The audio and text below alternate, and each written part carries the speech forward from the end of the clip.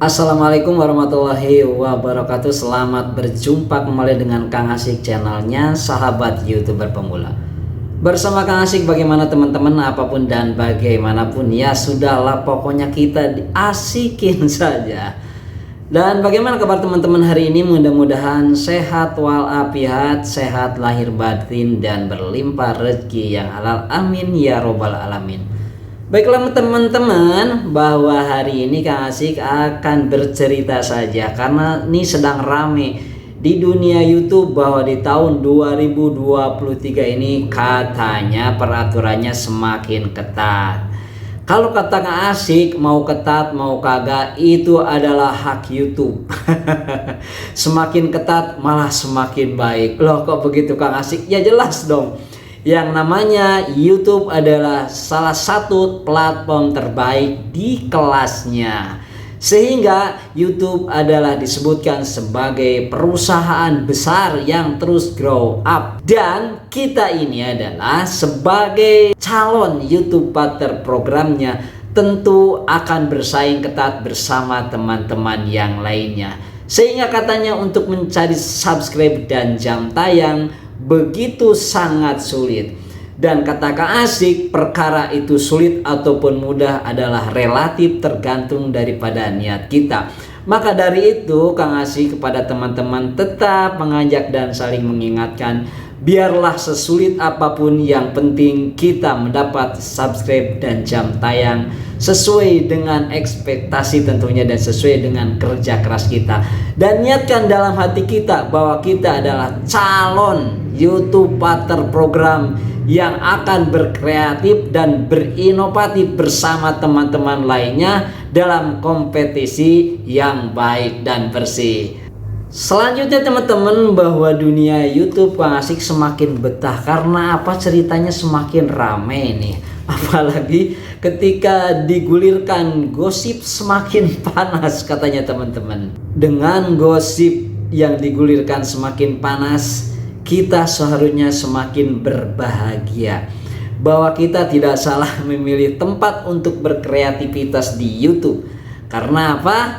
YouTube itu katanya adalah semakin ketat dan semakin sulit. Kita itu sebagai YouTuber pemula sebetulnya tidak usah ambil pusing. Bodoh amat mereka mau ngomong sulit, mau ngomong susah, mau ngomong A, mau ngomong B, terserah saja. Yang penting niatkan. Sebetulnya sederhana loh, bahwa kita sebagai YouTuber pemula, sebagai calon konten kreator nih, tugasnya itu kan mendapatkan 1000 subscriber, kemudian 4000 jam tayang, lakukan verifikasi 2 langkah dan mematuhi pedoman YouTube. Kalau kata Kang Asik, urusan verifikasi 2 langkah itu mudah karena sudah dilewati ya waktu kita registrasi dan membuat akun di YouTube. Kemudian mematuhi peraturan program YouTube, mematuhi peraturan komunitas YouTube.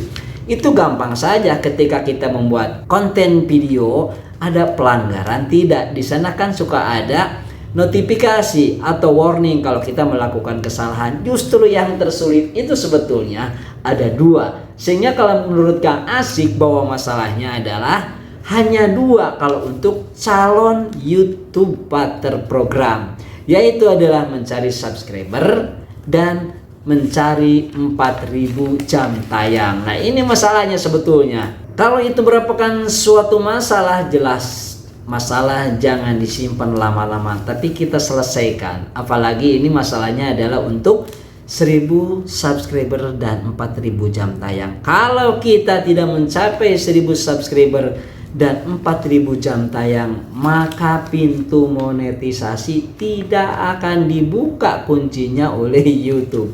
Maka dari itu Kang Asik akan bercerita tentang pengalaman saja, karena buat apa kalau kita membaca atau menulis atau menyampaikan tentang teori bagaimana sih mencari subscribe dan mencari 4000 jam tayang berdasarkan tekstual dan kontekstual. Kata Kang Asik itu kayak cerita sastra saja.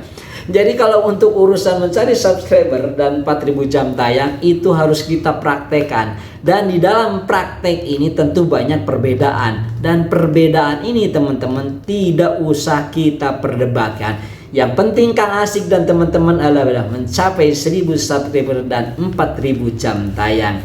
Dan hari ini Kang Asik mohon izin bahwa cara Kang Asik itu untuk mencari 1000 subscriber teman-teman adalah pertama itu rajin silaturahmi. Sudah jelas kalau rajin silaturahmi, kata orang disebutkan adalah saporsab. Karena mendengar kata saporsab ceritanya begitu panas. Karena ada yang melarang jangan saporsab, sebab saporsab itu katanya merusak channel kita. Kang Asik bodo amat dipraktekkan saja mencoba. Tetapi ketika melakukan saporsab sehari itu ada 10 minimal 5, Kang Asik lakukan terus, yaitu alhamdulillah. Walaupun memang pada awalnya ya, ketika kita misalnya mendapat 10 subscribe, 15 subscribe, kadang hilang 5, kadang hilang setengahnya. Kita niatkan positif dalam hati bahwa niat di hati ini sebutkan saja bodo amat, emang gua pikirin. Lah di situ kan ada yang namanya komentar. Itu artinya kita harus berinteraksi loh sesama teman YouTuber, sesama konten kreator yang lainnya. Sudah Kang Asik dalam hati bodo amat. Pokoknya saya nonton video teman-teman, kemudian komentar, kemudian subscribe ketika nontonnya sudah selesai. Begitu saja. Dan begitu Kang Asik lakukan teman-teman. Ya alhamdulillah. Sampai sekarang apalagi setelah 1000 subscribe, hilang timbulnya semakin berkurang. Nah itu urusan subscribe. Dan untuk mengantisipasi hilang timbulnya subscribe, itu sebetulnya seperti kita menyelam minum air. Lah yang namanya jam tayang berarti ada yang dilihat. Yang dilihatnya adalah video. Yang artinya kita berarti harus punya video. Punya videonya ya seperti apa syaratnya? Yaitu tadi teman-teman harus menghibur, menginspirasi dan mengedukasi. Kalau tidak bisa ketiga poin tersebut, ya bolehlah salah satunya misalnya menghibur. Kalau tidak menghibur berarti menginspirasi. Tidak menginspirasi berarti mengedukasi. Ya syukur-syukur ketiga-tiganya lengkap di konten video kita, yaitu alhamdulillah. Kemudian yang harus kita lakukan juga teman-teman ya, kalau kata Kang Asik sih betul, kita harus satu niche ya, satu tema. Karena mengapa? Misalnya Kang Asik itu karena doyan buat thumbnail, senang eksperimen di banner, sehingga konten video ya agak banyak tentang thumbnail dan banner. Ada teman-teman juga nanti mencari thumbnail dan banner itu akan teringat ke konten kita atau channel kita apabila kita memang khusus satu niche tentang properti untuk menjadi YouTuber. Begitu teman-teman. Jadi kalau dicampur-campur kita nggak akan punya ciri khas. Selanjutnya teman-teman, untuk durasi video, kalau Kang Asik rasakan ya terlalu pendek juga jangan, karena itu akan menghambat nanti ke pengejaran jam tayang itu teman-teman. Terlalu panjang juga kadang-kadang tidak efisien, apalagi kalau ceritanya tidak jelas atau ceritanya tidak terarah. Jadi maksudnya ya sedang-sedang saja, karena Kang Asik membuat konten video itu rata-rata antara 8 sampai 15 menit. Dan ini loh, kalaupun misalnya ceritanya bagus ya, menarik dan banyak yang tontonnya, ketika durasinya terlalu pendek ya penonton juga kecewa. Lagi bagus-bagusnya selesai kan begitu.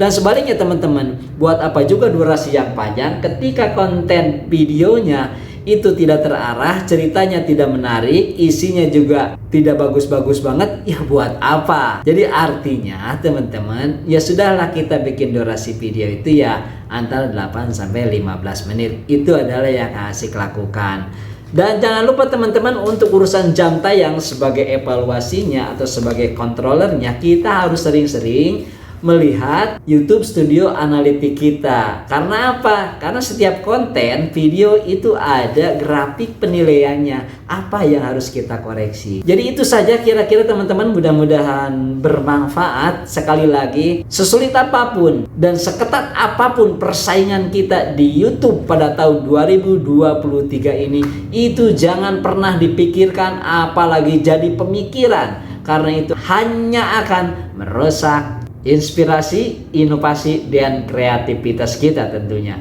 Dan Kang Asik mohon maaf teman-teman, di dalam penyampaian tadi banyak salah-salah kata, dan itu semua adalah hanya kekurangan Kang Asik semata. Dan Kang Asik mohon pamit teman-teman, mohon undur diri. Salam buat keluarga tentunya. Wallahul muwaffiq ila aqwamit thoriq. Assalamualaikum warahmatullahi wabarakatuh. Selamat berjuang. Jos.